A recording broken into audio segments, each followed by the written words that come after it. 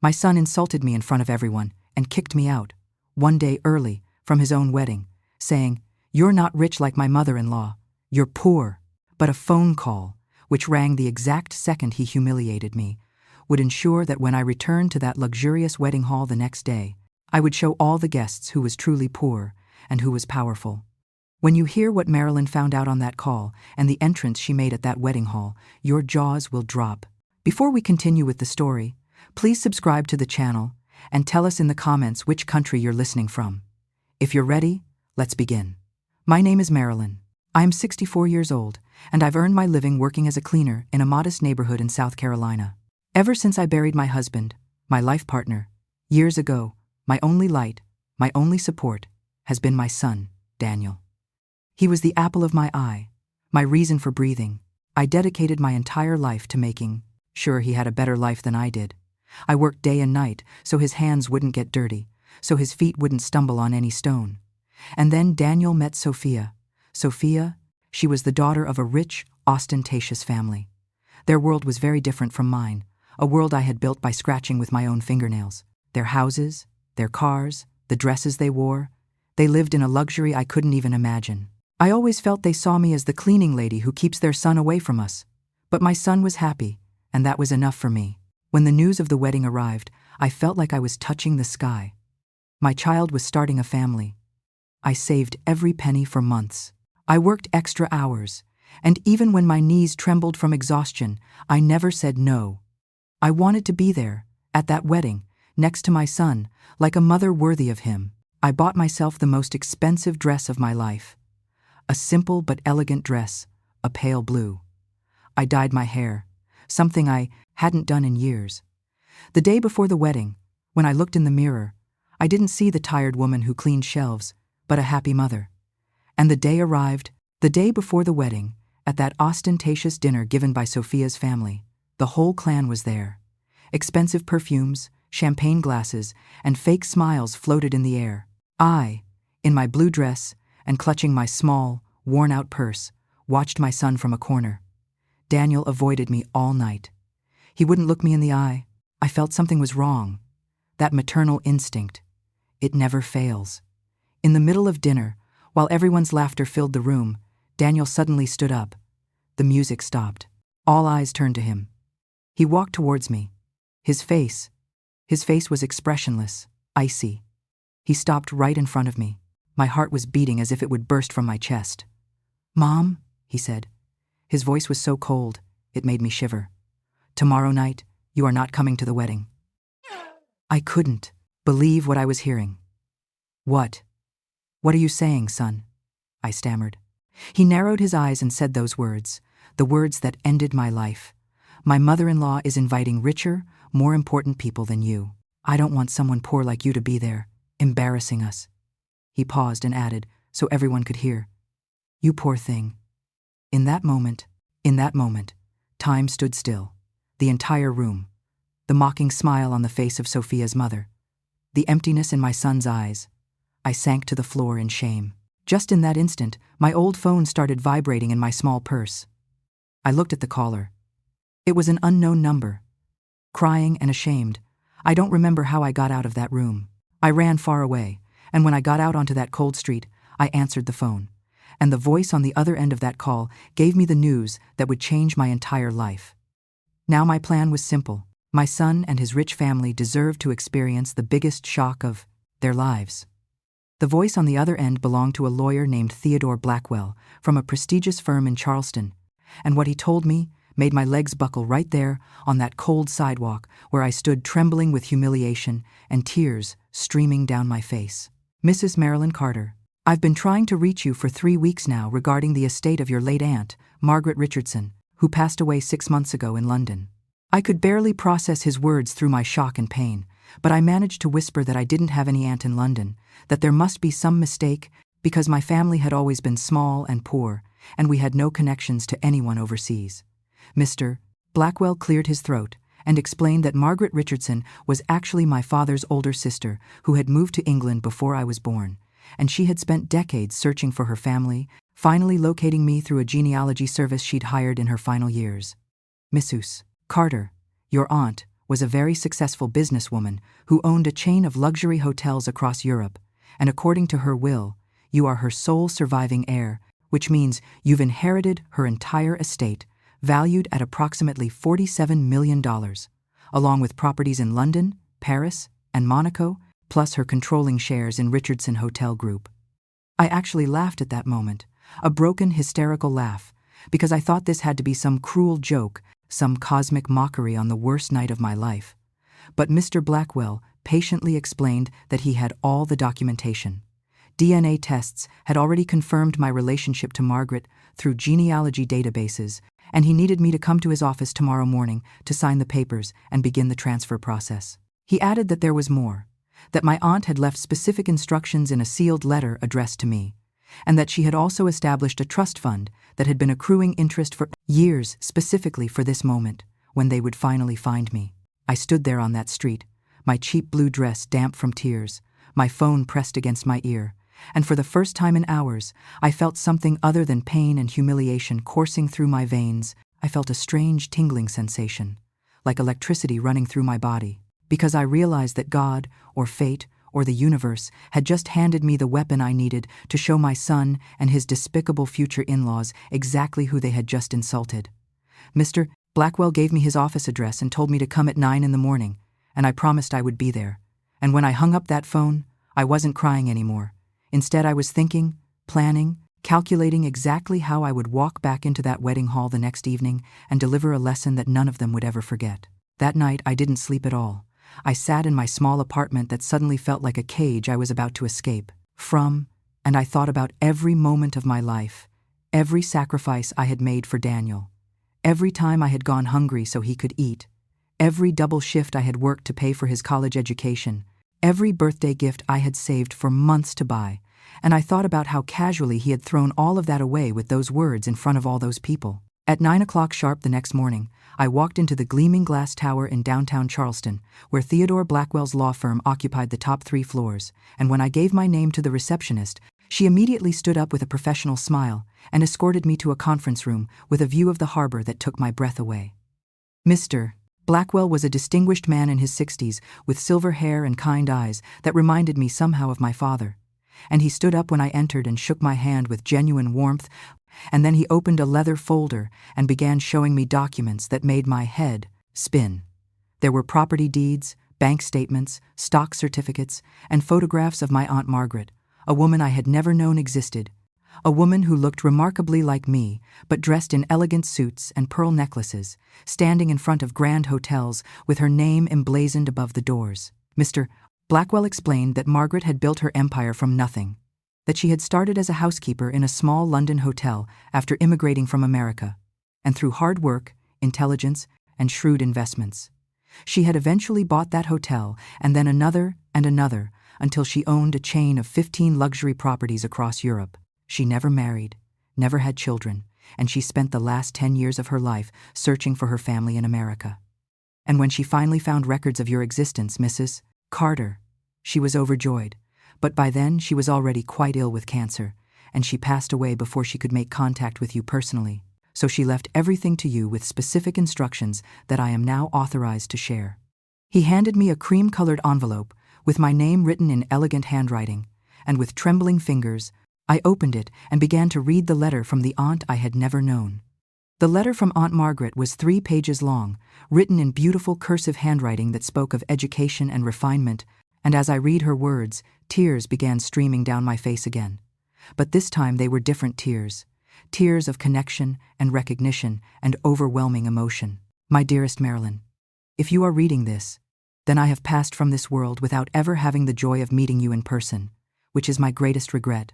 But please know that from the moment I discovered you existed, you became the light of my remaining days, and I spent hours looking at the few photographs my investigators were able to find of you, and I saw in your face the same strength and determination that allowed me to build my life from nothing. She wrote about how she had left America as a young woman after a family tragedy, how she had arrived in London with only a suitcase and a fierce determination to never be poor again, how she had worked her way up from cleaning hotel rooms to managing them to eventually owning them, and how throughout all those years she had never forgotten her family back in South Carolina, never stopped wondering what had become of her younger brother, my father. I learned too late that my brother had passed away, and that you, his daughter, had lived a life of hard work and sacrifice, much like my own, and my heart broke when my investigators told me about your circumstances, about how you worked as a cleaner just as I once did, about how you had raised your son alone after losing your husband, and I wanted so desperately to reach out to you, to bring you into my life, to share with you everything I had built. But cancer is a cruel thief of time, and it took me before I could make that happen. The letter went on to explain that she was leaving me everything because she saw in me a kindred spirit, a woman who understood the value of hard work and perseverance, and she hoped that her wealth would give me the comfort and security that I deserved after a lifetime of struggle. But then came the part of the letter that made my hands shake so violently that Mr. Blackwell had to steady the pages for me, because Aunt Margaret had included specific instructions about what she wanted me to do with one portion of her estate. Marilyn, I have established a separate trust fund of $5 million that I want you to use not for yourself, but to create a foundation in your name, a foundation that will provide scholarships and support for working-class women who are trying to better their lives. Women who clean and cook and care for others while dreaming of something more, because these women are the backbone of society and they deserve to be honored and elevated. And I want you to be the face of this foundation, to step into the role of philanthropist and advocate, because you have lived the life that these women live, and you can speak for them with authenticity and power. Mr. Blackwell watched me finish the letter, and then he slid another document across the table, and he explained that everything Aunt Margaret had written was legally binding and already in motion, and that the foundation she had mentioned was already established and funded, and waiting for me to take the helm. Mrs. Carter, your aunt was very specific about the timeline for all of this, and she wanted you to have access to your inheritance immediately upon verification of your identity, which we completed 3 weeks ago, when we finally located you. And I've been trying to reach you ever since. But your phone number was difficult to track down, and we were preparing to send someone to your home when you finally answered last night. He explained that the bulk of the estate would take some time to fully transfer, that there were properties and assets in multiple countries that required legal processing, but that he had been authorized to provide me with immediate access to a significant amount of liquid funds, and he pushed a black credit card across the table toward me. This card is linked to an account that currently holds $2 million, which represents just a small portion of your liquid assets, and you can use it immediately for any purpose you choose. And additionally, I have arranged for a wire transfer of $500,000 to be deposited into your personal checking account this morning, which should already be available for your use. I stared at that black card lying on the mahogany table, and I thought about the worn wallet in my purse with exactly $43 inside, which was all the money I had left in the world after buying my dress and getting my hair done, and the contrast was so absurd that I almost started laughing again. Mr. Blackwell continued explaining details about tax implications and investment strategies and property management, but honestly, most of it went over my head because all I could think about was the wedding that was happening in exactly 9 hours, and about how I was going to walk back into that hall and face my son and his cruel future in-laws. When the meeting finally ended after nearly 3 hours of signing documents and receiving instructions, Mr. Blackwell stood and shook my hand again, and he said something that I will never forget. Mrs. Carter, your Aunt Margaret wrote in her private notes that she believed money reveals character rather than creating it, and she trusted that you would use this inheritance with wisdom and grace because you had already proven your character through decades of hard work and sacrifice, and I must say, having met you now, I believe she was absolutely right in her judgment. I walked out of that office building into the bright Charleston sunshine, feeling like I was floating, like I was living in some kind of surreal dream.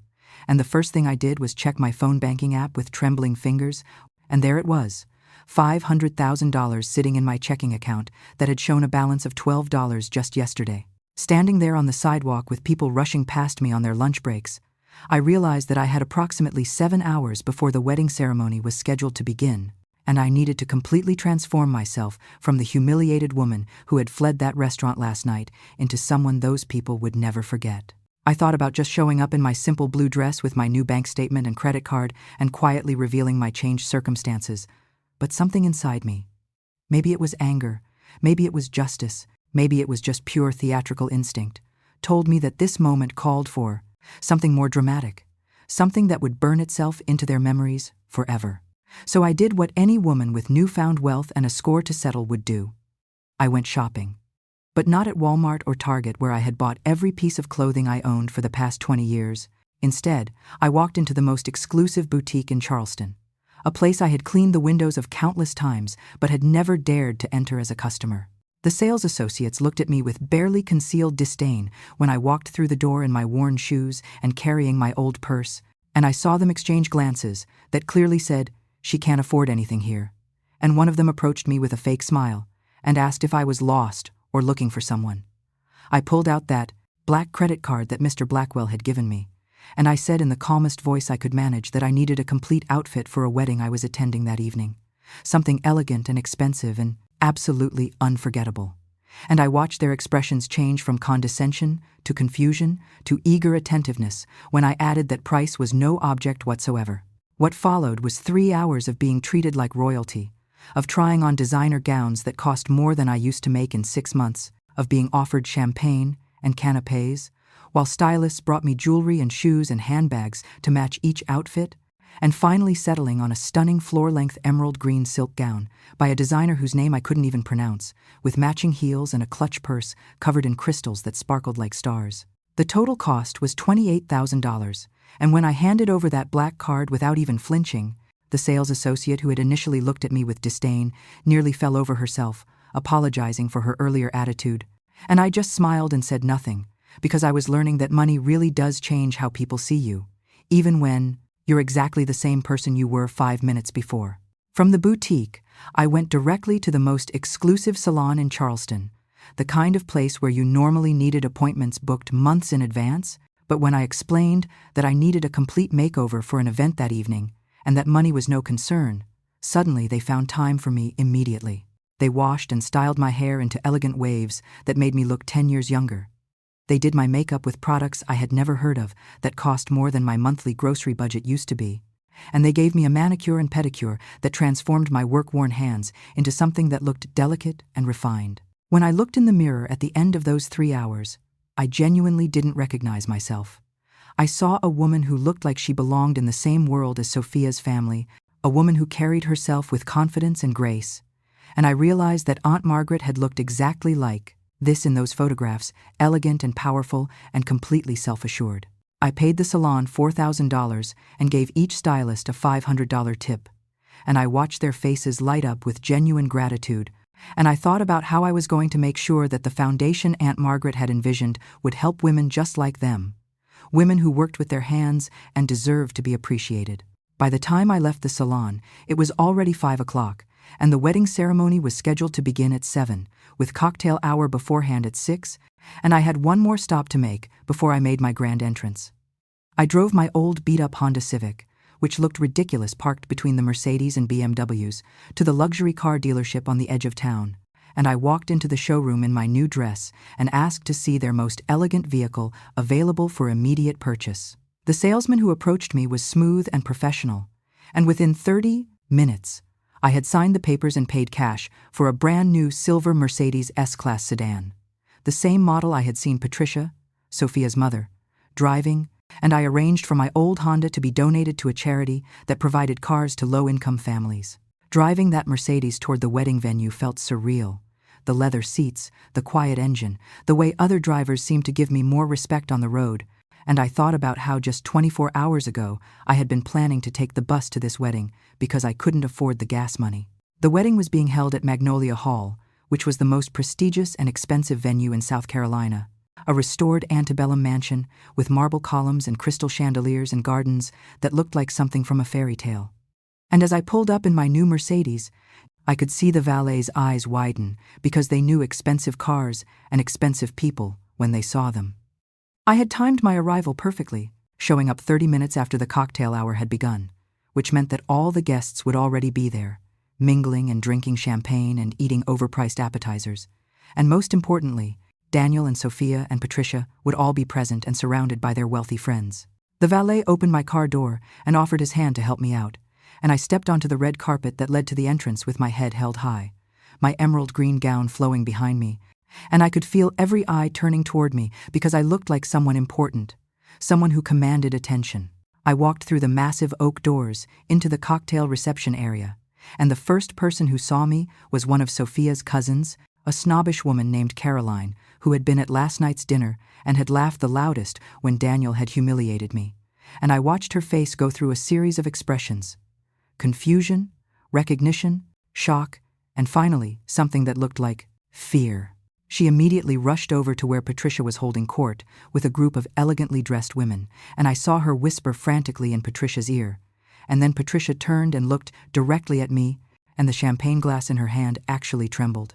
The room gradually went quiet as more and more people noticed me and began whispering to each other, trying to figure out who this elegant woman in the designer gown was and why she looked vaguely familiar, and I let them wonder for a moment before I began walking slowly through the crowd toward where I could see Daniel standing with Sophia near the French doors that led to the garden. He had his back to me, and he was laughing at something one of Sophia's relatives had said, completely oblivious to the disturbance I was causing. And Sophia saw me first, and her face went completely white, and she grabbed Daniel's arm so hard that he actually winced. "Daniel," she hissed, "look who just walked in." He turned around, with an annoyed expression that instantly transformed into complete shock when he saw me. And in that moment, I saw my son's face cycle through every emotion imaginable: disbelief, confusion, embarrassment, fear, and finally something that might have been shame. I stopped about 10 feet away from Daniel and Sophia, close enough that they could see every detail of my transformation, but far enough that I commanded the attention of everyone in the vicinity, and the silence in the room was so complete that I could hear the classical music playing softly from the string quartet in the corner. "Hello, son," I said, my voice clear and steady, and nothing like the broken whisper from last night. "I know you uninvited me to your wedding, but I decided to come anyway because I realized that I do have every right to be here, not as your poor, embarrassing mother, but as someone these people might actually want to know." Daniel opened his mouth, but no sound came out, and Sophia looked like she might actually faint, and Patricia came rushing over with her face flushed and her eyes wide, and she tried to smile, but it came out as more of a grimace. "Marilyn, what a surprise. We weren't expecting you. I mean, Daniel said you weren't feeling well. I mean, we thought you had decided not to come because I'm poor?" I interrupted her smoothly. "Yes, that's what my son told me last night in front of all of you, that I was too poor to attend this wedding, that I would embarrass him in front of your rich and important friends." The crowd that had gathered around us gasped collectively, and I saw several people pull out their phones to record what was happening, which was perfect because I wanted everyone to witness this moment. Patricia tried to recover, putting on her politician's wife smile and laughing nervously. "Oh, I'm sure there was just some misunderstanding. Daniel would never say something so cruel to his own mother. You must have misheard, or I didn't misunderstand anything," I said, my voice growing stronger with each word. "Daniel looked me in the eye last night and told me that I wasn't rich like you, Patricia, and that poor people like me didn't belong at this wedding. And then he called me, 'You poor thing,' in front of everyone. And I want to know if you put him up to it, if you told him that his cleaning lady mother would damage your family's reputation." Patricia's face went from flushed to pale, and she started sputtering denials, but Daniel suddenly found his voice and stepped forward with anger, replacing his shock. "Mother, you're making a scene. You need to leave right now before you ruin everything. I don't know what you think you're doing dressed like that. Did you rent that dress or something? Are you trying to pretend to be someone you're not?" I smiled at him then, a sad smile, because I realized that my son really had no idea who I actually was, who I had always been underneath the tired exterior and the worn-out clothes. "Actually, Daniel, I bought this dress this afternoon, along with these shoes and this purse, and I paid $28,000 for the outfit, which I realize is more than you spent on Sophia's engagement ring. And I paid cash using my new black card that's connected to an account with $2 million in it, which is just a small part of my inheritance." The silence that followed was so profound that I could hear the fountain bubbling in the garden outside, and I watched my son's face as he tried to process what I had just said, trying to figure out if I was lying or crazy or somehow telling the truth. "Inheritance?" Patricia finally managed to choke out. "What inheritance? You're a cleaning lady. You don't have any family with money." "Actually, I do have family with money. Or I did until 6 months ago, when my Aunt Margaret Richardson passed away in London, where she had built a hotel empire worth approximately $47 million. And since she never married and never had children, She left everything to me, her only living relative, and I found out about it last night, exactly 2 minutes after Daniel told me I was too poor to attend his wedding. I pulled out my phone and showed them the email from Mr. Blackwell's law firm with all the official documentation, and I watched their faces as they read the numbers and saw the letterhead from one of the most prestigious law firms in Charleston, and I saw the exact moment when they realized I was telling the truth. $47 million, I repeated slowly. Plus properties in London, Paris, and Monaco, plus controlling shares in the Richardson Hotel Group, which you might have heard of since they own 15 luxury hotels across Europe, including the one where Prince William and Kate stayed during their last trip to Paris. Sophia actually grabbed onto a nearby chair to steady herself, and Patricia's mouth opened and closed like a fish gasping for air, and Daniel just stared at me with a look of horror on his face because he was finally understanding what he had done, what he had thrown away. But the most interesting part of my inheritance, I continued, enjoying every second of their discomfort, is that my Aunt Margaret also established a $5 million trust fund for me to create a foundation in my name, a foundation that will support working-class women who want to better their lives, women like me who work as cleaners and cooks and nannies while dreaming of something more. And I'm going to be the public face of this foundation, which means I'll be attending charity galas and society events and meeting with politicians and celebrities and basically doing exactly what you do, Patricia, except I'll actually be helping people instead of just pretending to care about them. The crowd around us had grown to include almost every guest at the cocktail hour, and I could see phones everywhere recording this confrontation. And I knew that by tomorrow morning, this would be all over social media, and Patricia's carefully cultivated social reputation would be in tatters. Patricia tried one more time to regain control of the situation, drawing herself up to her full height and speaking in the imperious tone she probably used with her servants. Well, Marilyn, if this is all true, and I must say I find it highly suspicious that you suddenly claim to have millions of dollars right after being uninvited to the wedding, then surely you can understand that we were simply trying to spare you the discomfort of being around people from a different social class. And now that your circumstances have changed, we would be delighted to welcome you. Spare me the discomfort? I repeated incredulously. You mean the way Daniel spared me the discomfort last night when he called me a poor thing in front of everyone and told me I would embarrass him? You mean the way you've treated me like I was dirt on your shoe every single time I've been in your presence?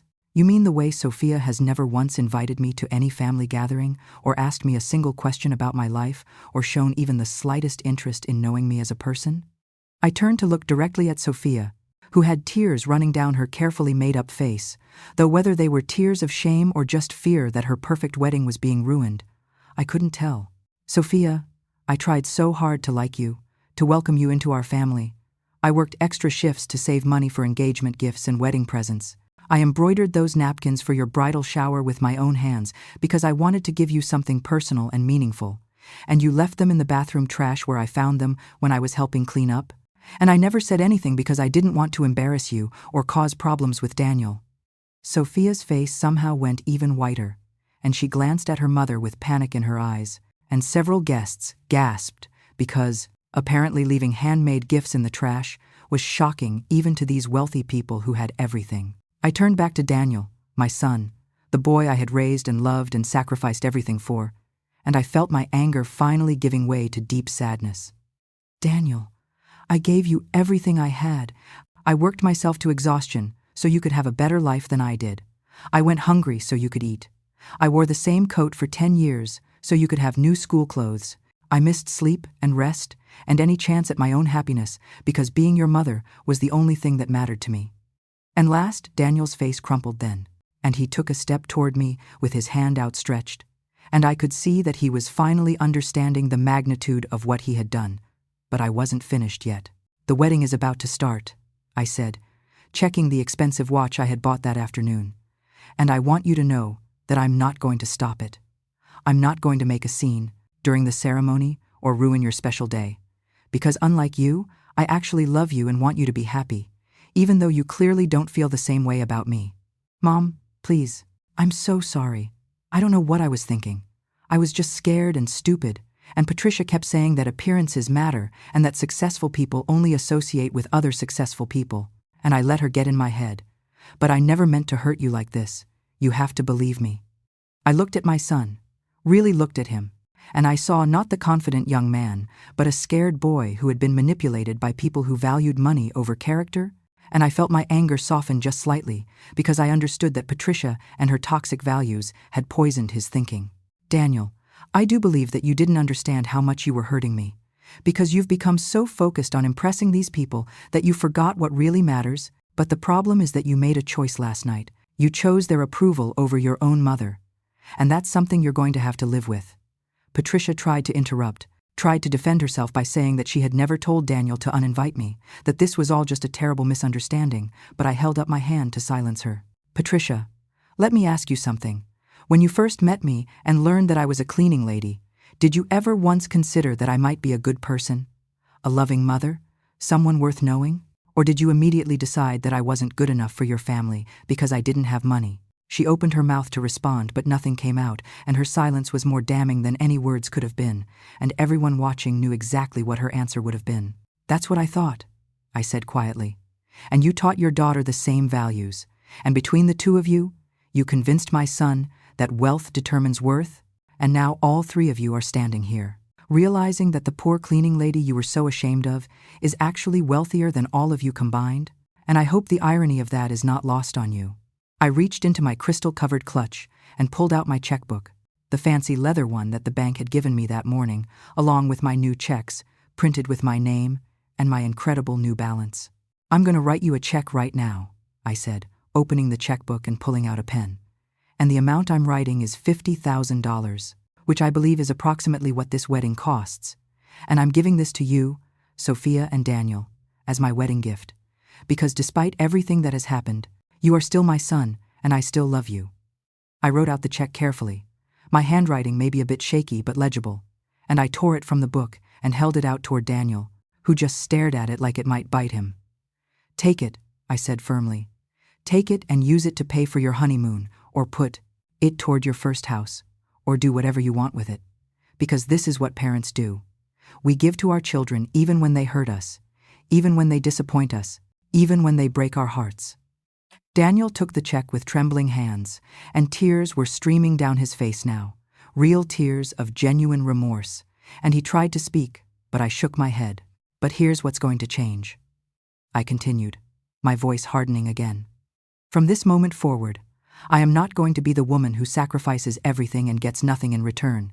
I am not going to accept being treated as less than or being hidden away because I don't meet someone's standards of acceptability. I am going to live my life with the dignity and respect that I deserve, and that includes deciding who gets to be part of my life and who doesn't. I looked around at all the guests who were watching with rapt attention, their phones still recording every word, and I addressed them directly.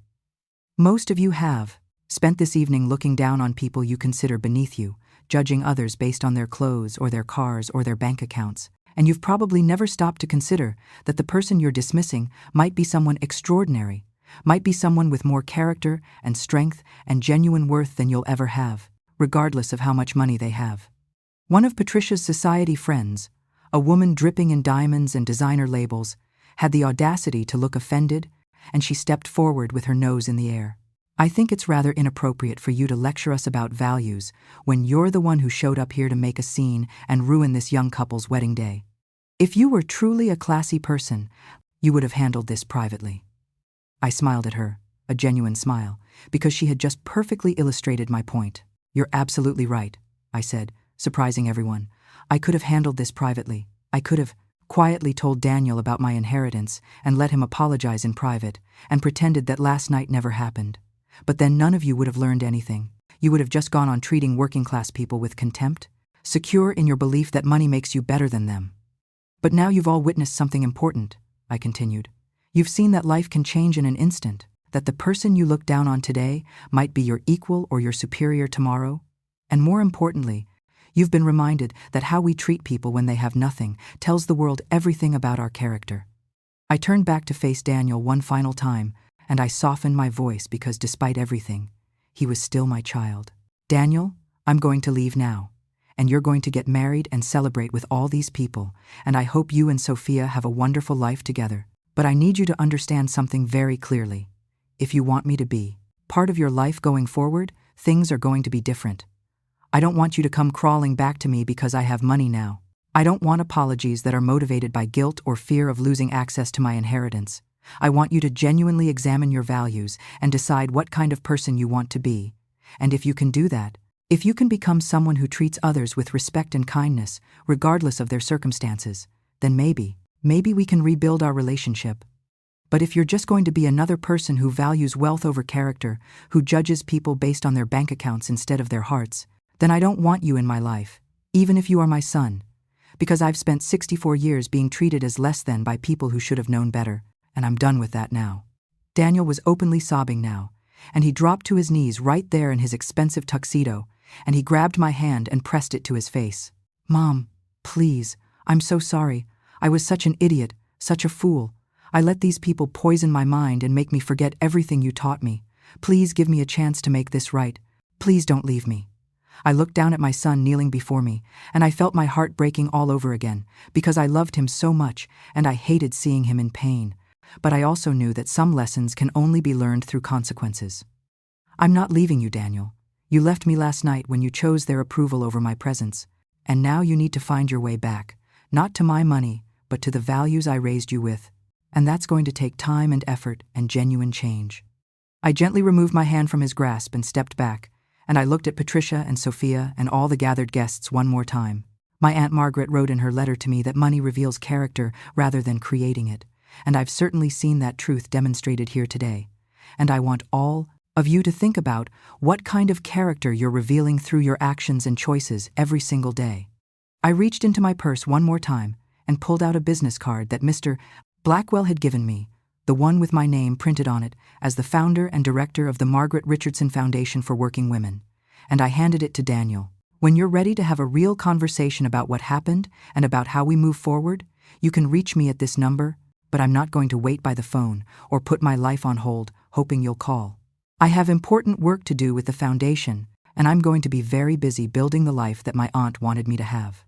I turned to leave, and the crowd parted before me like the Red Sea, and I walked through them with my head held high, feeling more powerful and more free than I had ever felt in my entire life.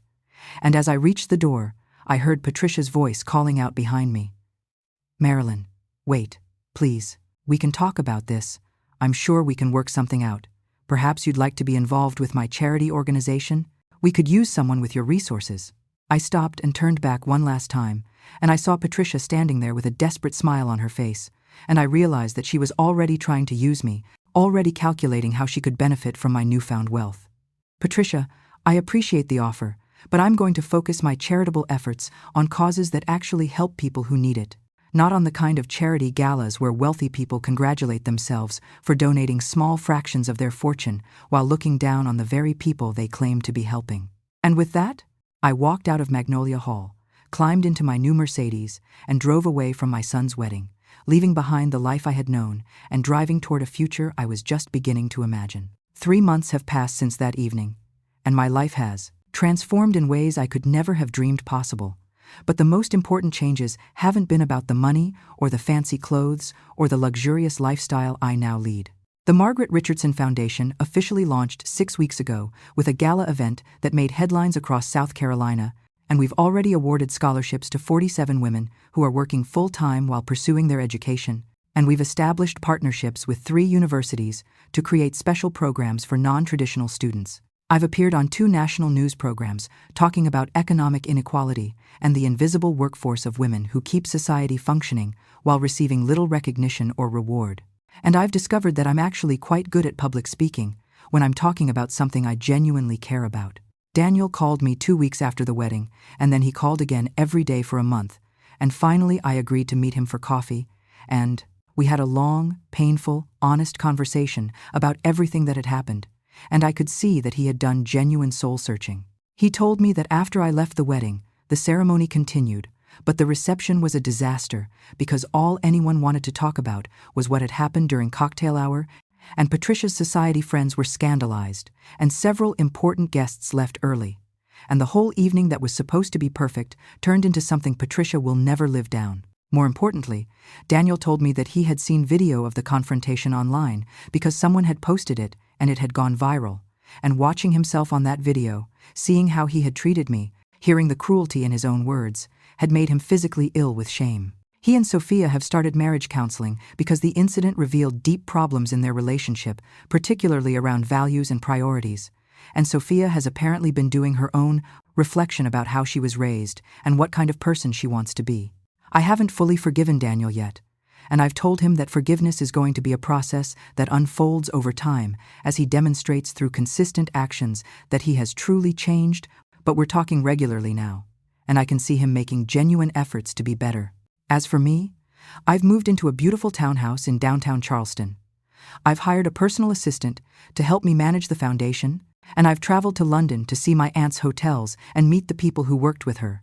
And I've learned so much about this remarkable woman whose blood runs through my veins. But the most satisfying moment came last week when Patricia called me on the phone, to ask if I would consider serving on the board of her charity organization, and I politely declined and suggested that instead she might want to volunteer her time at one of the shelters or community centers that the foundation supports to actually work alongside the women she claims to want to help. She declined my invitation, which didn't surprise me at all. Because people like Patricia don't actually want to help. They want to be seen helping, and there's a world of difference between those two things. I still think about that night at Magnolia Hall, about the look on their faces when they realized who I really was. And I won't lie and say it wasn't satisfying to see their shock and horror, but the real victory wasn't in humiliating them. It was in reclaiming my own dignity and power. My Aunt Margaret's final gift to me wasn't just the money. It was the opportunity to live the rest of my life on my own terms, to be valued for who I am rather than what I lack, and to use my resources to lift up other women who are where I used to be. And that, in the end, is worth more than $47 million could ever buy. Epilogue: 2 years have passed since that unforgettable evening at Magnolia Hall, and as I sit here in my office at the Margaret Richardson Foundation headquarters, looking out over the Charleston Harbor where ships glide peacefully across the water, I find myself reflecting on how profoundly my life has changed and how much I've grown into the woman my aunt always believed I could be. The foundation has expanded beyond anything I imagined in those early days. We now operate in 12 states across the South.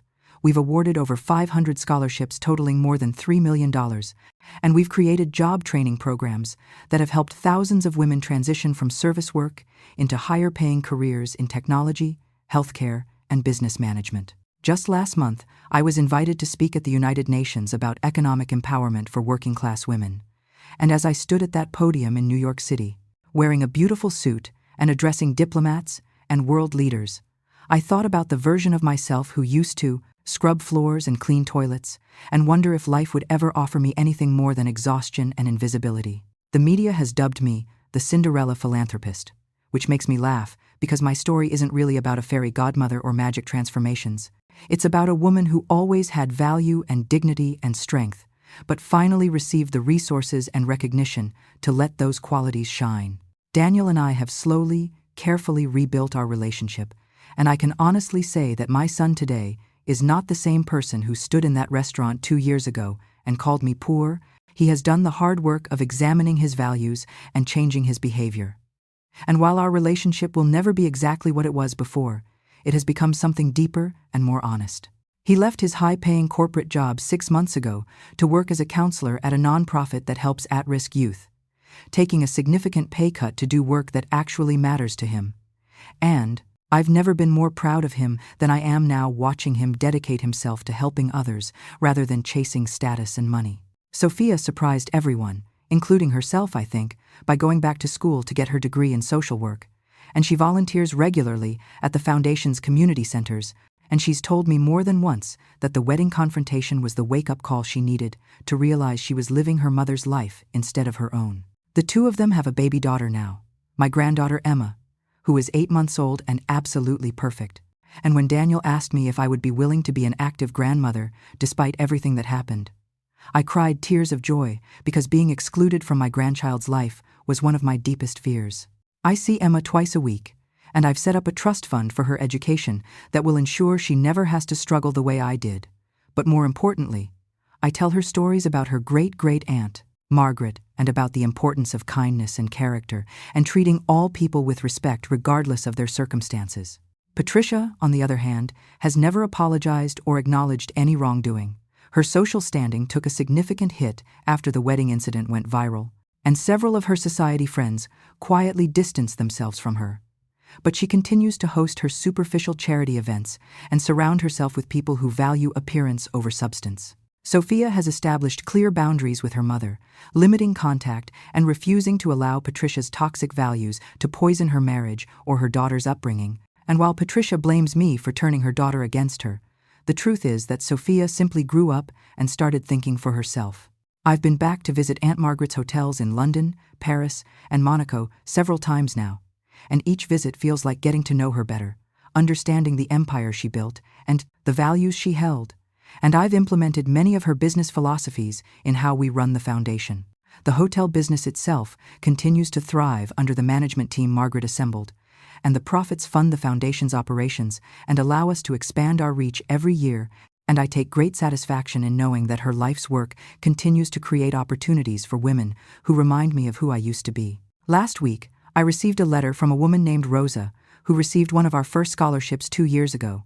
She wrote to tell me that she just graduated with her nursing degree and got hired at one of the best hospitals in Atlanta, and that her teenage daughters watched her walk across that graduation stage and told her she was their hero.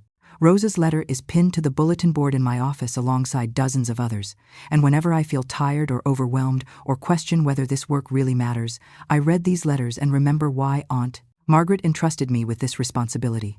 I've also reconnected with many of my former coworkers from my cleaning jobs, women who knew me when I was struggling and exhausted and worried about making rent, and I've hired several of them to work at the foundation in various capacities, and I've helped others access our scholarship programs or job training services. There's something particularly meaningful about being able to lift up the women who stood beside me during my hardest years, about showing them that their dreams aren't foolish and their ambitions aren't unrealistic, and about creating opportunities that didn't exist when we were younger. My personal life has blossomed in unexpected ways too. I've made genuine friends among the foundation's board members and donors, people who value me for my vision and my character rather than my bank account, and I've discovered hobbies and interests I never had time for before, like painting and learning to play piano and traveling to places I only used to see in magazines. I even went on a few dates with a kind widower named Thomas who runs a bookstore downtown, and while we decided we're better as friends than as romantic partners, it was empowering to realize that at 66 years old, I'm still capable of feeling butterflies and hope and excitement about new possibilities. The house I bought has become a gathering place for foundation events and informal mentoring sessions, and I love filling it with people and laughter and meaningful conversations, and I think Aunt Margaret would approve of how I'm using my resources to create community rather than isolation. I keep her photograph on my desk, the one where she's standing in front of her first hotel with that determined look in her eyes, and sometimes I talk to her, thanking her for the gift she gave me and promising to honor her memory by living with purpose and generosity.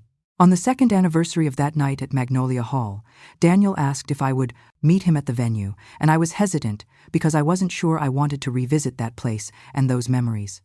But he insisted it was important, so I agreed. When I arrived, I found Daniel standing in the garden where the ceremony had taken place, and beside him was a newly installed bronze plaque on a beautiful stone monument, and the inscription read, "In honor of Marilyn Carter, who taught us that dignity cannot be bought, that character matters more than status, and that it's never too late to choose love over pride." Dedicated by her son Daniel, who is still learning these lessons. I stood there, reading those words over and over, tears streaming down my face, and Daniel put his arm around me and said, "Mom, I will spend the rest of my life trying to become the man you deserve to raise, and I will make sure Emma knows that her grandmother is the strongest, most incredible woman in the world, and that true wealth has nothing to do with money." We stood there together in that garden for a long time, and I thought about the journey that had brought me to this moment, about all the pain and struggle and sacrifice, about the night when I thought my heart would break from my son's rejection, and about how that same night had also been the beginning of my transformation. And I realized that Aunt Margaret was right about money revealing character rather than creating it, because the inheritance didn't change who I was at my core. It simply gave me the platform and the resources to become the fullest expression of myself, to take all the strength and resilience and compassion I had developed through years of hardship and channel them into something that matters. Today, when I look in the mirror, I don't see a cleaning lady or a wealthy heiress or even the Cinderella philanthropist. I see Marilyn Carter, a woman who survived being underestimated and disrespected and rejected, and who chose to respond with grace and purpose rather than bitterness and revenge. I see a woman who learned that the people who look down on you reveal their own limitations, not yours, and that true power comes from lifting others up rather than pushing them down. I see a woman who discovered that it's possible to forgive without forgetting, to love without accepting mistreatment, and to be generous without being a doormat. And I see a woman who is finally, truly, completely free. The foundation continues to grow, Daniel continues to evolve, Emma continues to fill my life with joy, and I continue to wake up every morning grateful for the second chance that Aunt Margaret's legacy gave me. People often ask me if I wish the inheritance had come earlier, if I wish I hadn't had to spend so many years struggling and scraping by. And my answer surprises them. I tell them that those hard years made me who I am, that cleaning floors taught me humility, and working multiple jobs taught me perseverance, and raising a child alone taught me strength, and that without all of that, I wouldn't be qualified to run a foundation that serves working-class women because I wouldn't truly understand their lives. The pain of that night at the wedding, the humiliation of being rejected by my own son, the shock of realizing that the people I had tried so hard to impress were not worth impressing, all of that was necessary to wake me up to my own worth and to clarify what really matters in life. So no, I wouldn't change my past, because my past created my present, and my present is more beautiful and meaningful than anything I could have imagined during those long, difficult years. As I finish writing this account of my story, which will be published in a book with all proceeds going to the foundation, I want to leave you with the lesson that changed my life. Never let anyone make you feel small, never accept being treated as less than. Never believe that your circumstances define your worth, because you are valuable exactly as you are. And the people who can't see that are revealing their own poverty of spirit, not your poverty of resources. And if you're lucky enough to experience a transformation like mine, whether through inheritance or hard work or opportunity, or all three, remember that the greatest wealth you can ever possess is the ability to help others rise, to use your resources and your platform to create change, and to live with integrity and compassion regardless of your bank balance. My Aunt Margaret left me millions of dollars, but her greatest gift was the reminder that I had always been worthy of respect and dignity. I had just been surrounded by people who were too blind to see it. Now I spend my days making sure that other women never have to wait 64 years to discover their own worth, and that, my friends, is the truest definition of wealth I've ever known. 5 years after that fateful wedding night, I found myself standing on a stage in Washington, D.C., accepting the Presidential Medal of Freedom for my work in economic empowerment and social justice. And as the president placed that medal around my neck, I thought about the cleaning lady who used to watch award ceremonies on her tiny television in her cramped apartment, never imagining she would one day be the person receiving the honor. The foundation had grown exponentially. We now operated in 38 states with plans to expand internationally.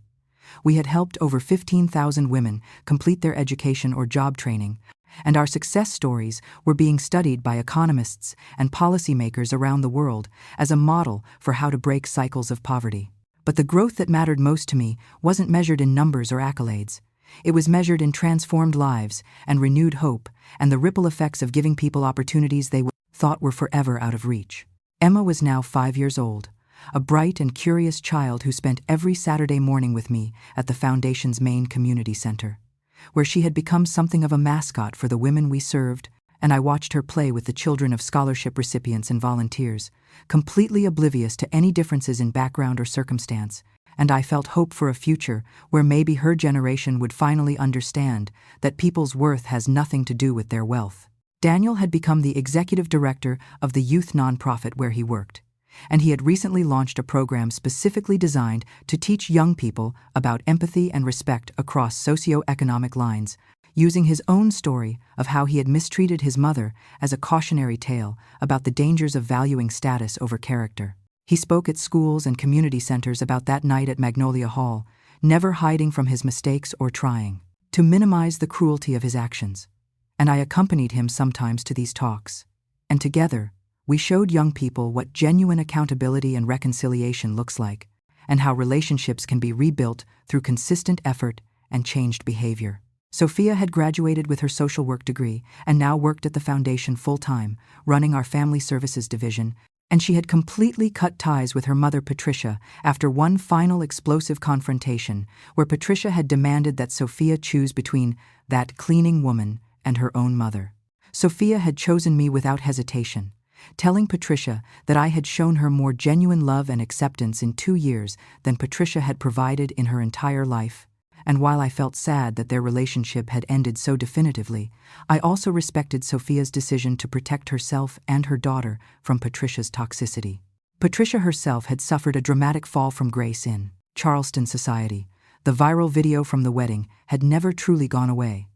And every time she tried to host one of her elaborate charity events, the incident would resurface on social media with commentary about her role in encouraging her future son-in-law to reject his own mother. Several investigative journalists had also looked into her charitable organization and discovered that less than 20% of the money raised actually went to helping people, with the rest going to administrative costs and elaborate galas, and the scandal had essentially destroyed her reputation among the very people whose approval she had spent her life seeking.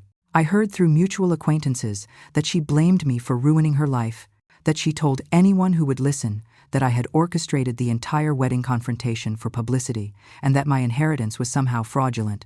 But her accusations only made her look more desperate and petty, and eventually people stopped listening to her complaints. The Richardson Hotel Group had continued to flourish under my ownership, and I had implemented new policies across all 15 properties. Significantly higher wages for housekeeping and service staff, comprehensive benefits, including childcare assistance and education subsidies, and promotion pathways that allowed entry-level employees to advance into management positions. These changes had initially concerned the hotel executives who worried about profit margins, but within 2 years, we had seen dramatic improvements in employee retention, customer satisfaction, and overall performance, proving that treating workers with dignity and paying them fairly wasn't just morally right, it was also good business. I had also established the Margaret Richardson Scholarship within the hotel group, which provided full college tuition for the children of any employee who had worked for the company for at least 5 years, and watching housekeepers and kitchen staff cry with joy when they learned their children would be able to attend university without debt was one of the greatest privileges of my life. My personal journey had included unexpected adventures. I had learned to scuba dive in the crystal clear waters off Monaco. I had taken cooking classes in Paris.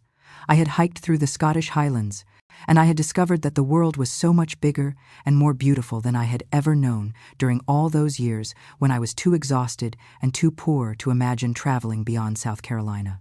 Thomas, my bookstore owner friend, had become one of my closest confidants, and we had dinner together every Tuesday evening where we discussed literature and philosophy and life, and he once told me that watching my transformation had restored his faith in the possibility of second acts and new beginnings. And his words reminded me that my story wasn't just about me, it was about showing others what becomes possible when we refuse to accept the limitations that society tries to impose on us.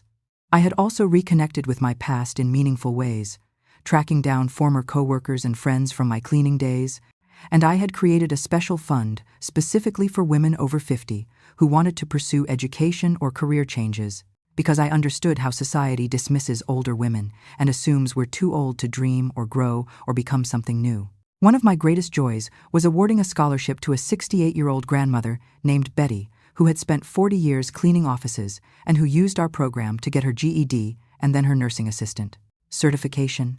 And she sent me a photo of herself in her medical scrubs on her first day of work with a note that said, "You taught me it's never too late." And I kept that photo in my wallet as a reminder of why this work matters.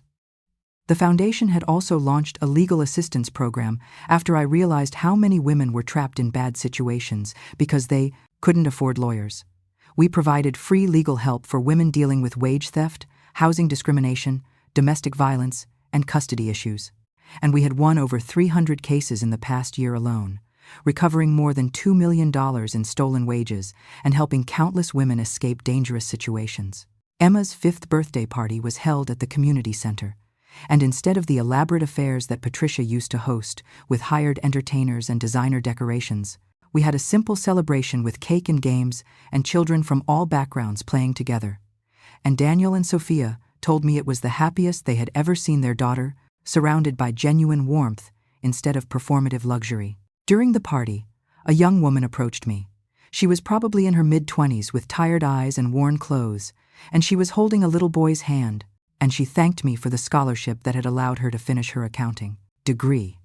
And she told me that she had just gotten her first job at a firm downtown, and that her son would grow up watching his mother work in an office instead of cleaning them.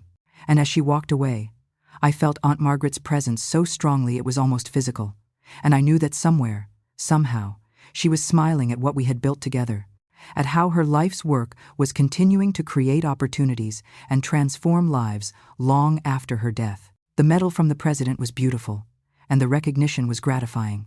But these moments, these quiet conversations with women whose lives had been changed by having someone believe in them and invest in them, these were the real awards, the ones that mattered, the ones that would last long after the ceremonies and the headlines faded away. As I looked around that community center at Emma playing with children whose mothers were scholarship recipients, at Daniel and Sophia working side by side to serve cake, at the walls covered with photos of women who had graduated from our programs, at the future we were building together one life at a time, I realized that the humiliation I had suffered that night at Magnolia Hall had been transformed into something beautiful and lasting and meaningful. And I understood finally that sometimes our greatest pain becomes our greatest purpose. That the moments when we feel most broken can become the foundation for building something stronger than we ever imagined possible, and that the people who try to diminish us are actually giving us the opportunity to prove that we are unbreakable, unstoppable, and absolutely worthy of every good thing life has to offer. My son had called me poor that night, but standing here now, surrounded by love and purpose and the tangible evidence of lives being changed for the better, I had never felt richer in my entire life.